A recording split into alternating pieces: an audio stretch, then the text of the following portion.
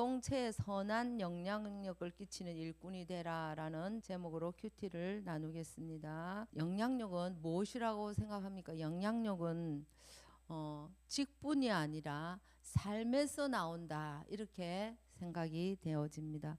교회 안에서는 여러 직분이 있습니다. 그래서 하지만 그 직분 자체가 영향력을 보장하지는 않습니다. 그러나 진정한 영향력은 그 직분에 걸맞는 그 사람의 직분을 맡은 자의 영적 품격 그리고 성숙한 태도에서 나옵니다.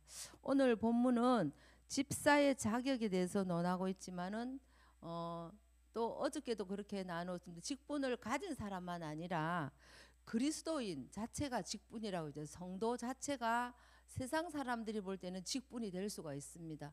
또 우리는 그리스도인으로서 직분을 꼭 맡은 자가 아니라 그리스도인으로서 공동체에 선한 영향력을 끼치고 있는가, 또 끼치기를 원하는 모든 이들이 갖춰야 할 큰 덕목, 또 한 덕목이 아닐까 그렇게 생각됩니다. 그래서 오늘 본문에는 그 덕목의 내용을 구체적으로 오늘 또 말씀하고 있습니다. 8절, 이와 같이 집사들도 정중하고 일구이연을 하지 아니하고 술에 임박이지 아니하고 더러운 일을 탐하지 아니하고.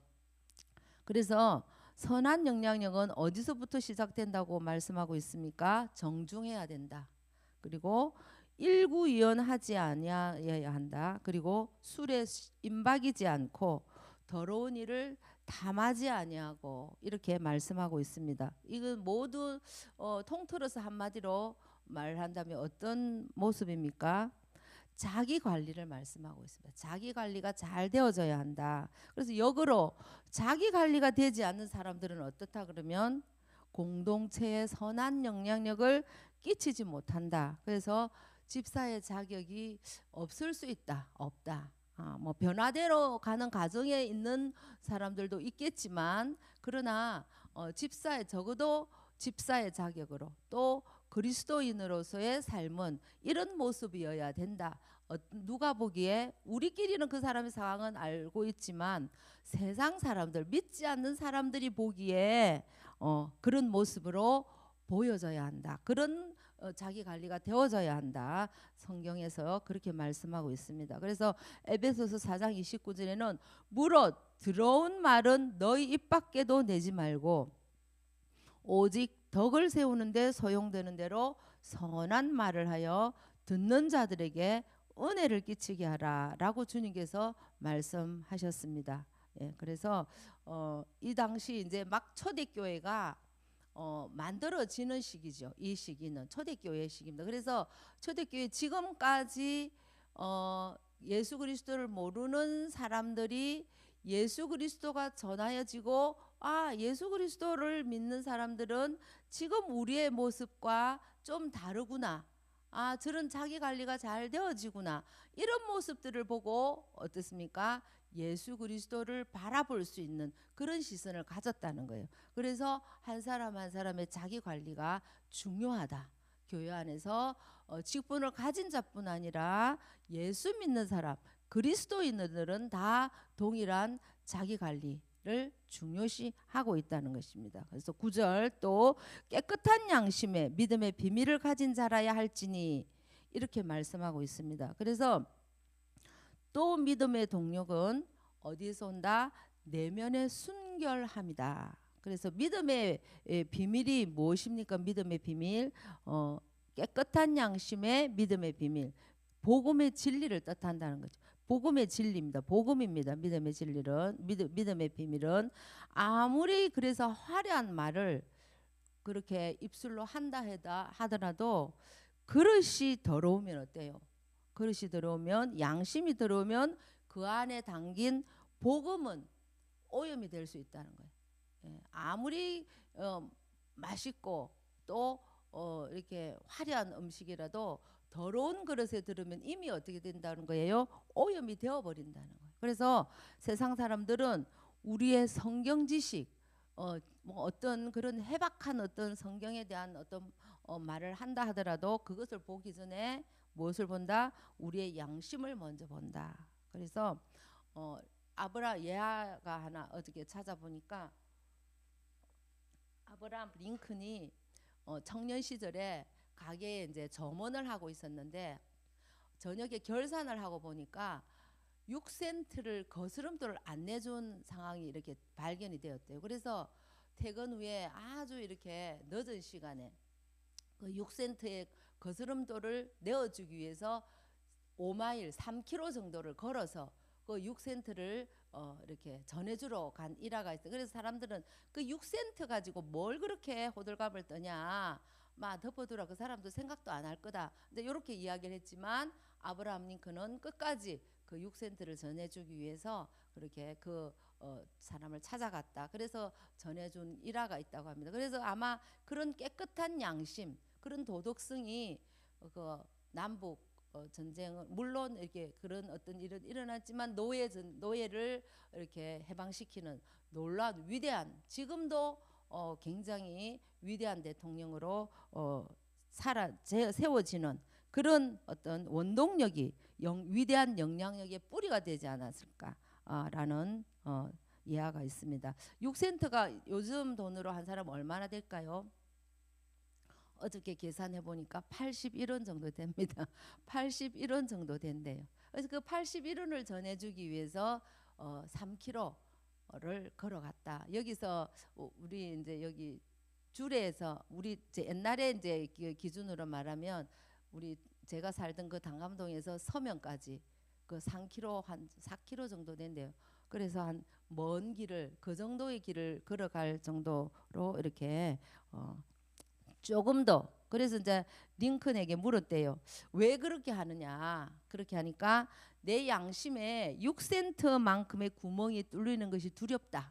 이렇게 이야기를 했다고 합니다. 그래서 선한 양심, 그래서 그리스도인으로서 지켜야 할 덕목이다. 이렇게 말씀하고 있습니다. 그리고 11절, 여자들은 이와 같이 정숙하고 모함하지 아니하며 절제하며 모든 일에 충성된 자라야 할지니라. 여자들이 모함을 많이 합니까? 말을 많이 합니까? 예, 그렇진 않습니다. 여기 계신 모든 분들은 결단코 그렇지 않습니다. 그러나 당시 그 에베소 교회는 아르테미스라는 여신 숭배가 굉장히 강했습니다. 그래서 그러므로 더불어서 여성들의 종교적 활동이 아주 활발했습니다. 그러니까 교회 내에서도 이제 막 이렇게 신성 종교였죠. 기독교는.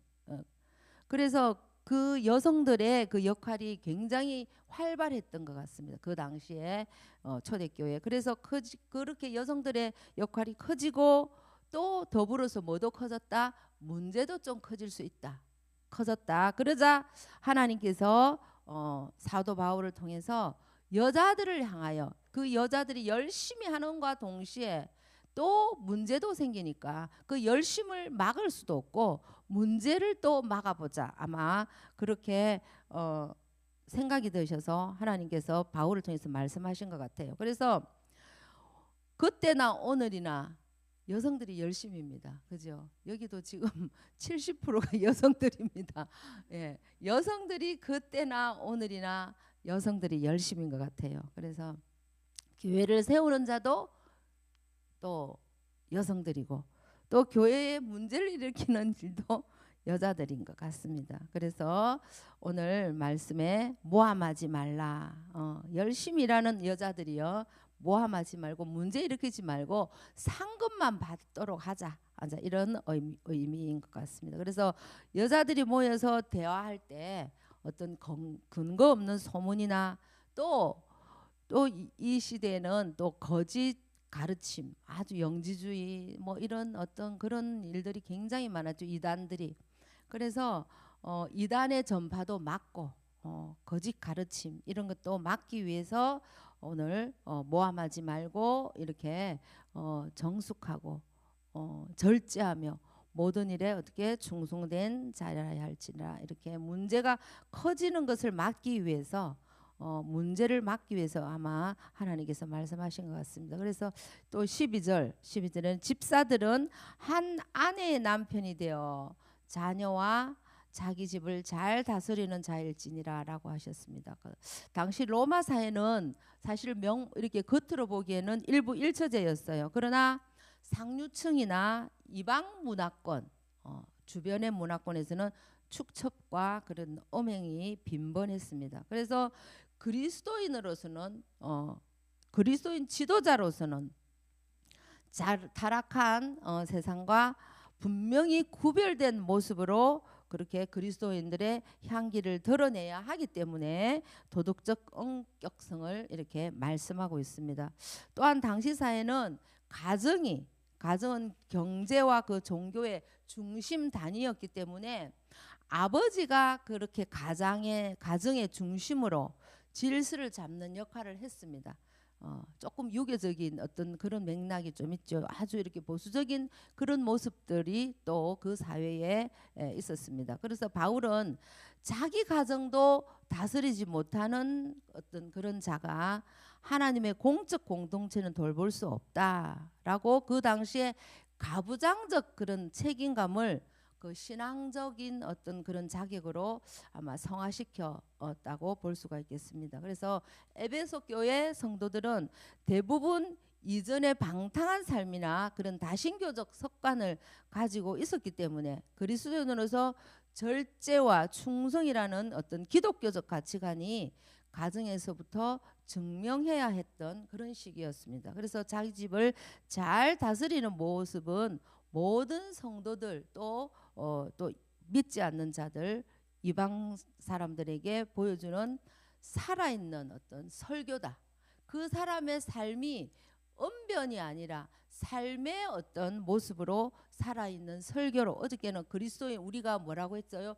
그리스도인의 편지가 될 수가 있다. 그래서 오늘은 살아있는 우리의 삶이 그들의 그 지도자의 청결하고 이런 어떤 삶이 그리스도의 살아있는 설교로 그렇게 작용을 했습니다. 그래서 오늘날도 마찬가지인 것 같습니다. 그 사람의 어떤 그런 뭐 말솜씨나 어떤 외부적인 화려함, 어떤 뭔가를 잘하는 능력이 아니라 그런 어떤 삶의 모습이 밖으로 드러나서 그것들이 모든 사람들에게 영향을 미치는 것인 줄 믿습니다. 예, 그리고 13절 집사의 직분을 잘한 사람들에게는 뭐 어떤 상급이 있습니까? 아름다운 지위와 그리스도 예수 안에 있는 믿음의 큰 담력을 얻는다. 예, 그래서 선한 영향력을 끼치기 위해서 애쓰는 그 일꾼들 그리고 힘쓰고 애쓰는 모든 우리 성도님들에게는 무엇을 주신다? 예, 아름다운 지위를 준다 그랬어요. 그래서 아름다운 지위 그렇게 사람들의 존경을 받을 수 있다. 사람들의 존경을 받고 하나님 앞에 바로 서는 영적 권위를 주신다는 거예요. 그리고 믿음의 큰 담력, 하나님을 향한 확신이 깊어진다. 그리고 우리가 삶을 이렇게 믿음 안에서 잘 살아내면 삶이 청결하면 우리가 하나님 앞에 나아갈 때 담대히 나아갈 수 있다는 거예요.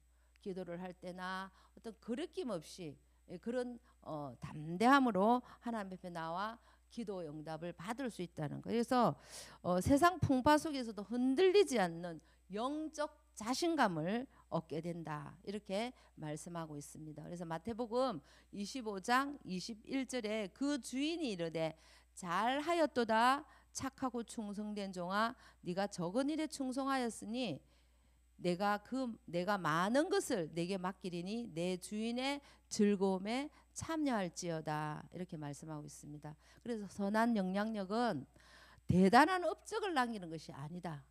오늘 보니까 말씀 전체가 어떻습니까? 네가 많은 일로 나에게 영광을 돌려 큰 업적을 남겨라. 이런 말씀을 하시는 게 아니죠. 그래서 오늘 내가 만나는 사람에게 정직한 말 한마디 그리고 더러운 이득 앞에서는 고개를 저을 수 있는 그런 선한 양심 그리고 내 가정을 사랑으로 돌보는 그 작은 실천이 모여서 공동체를 살리는 빛이 됩니다.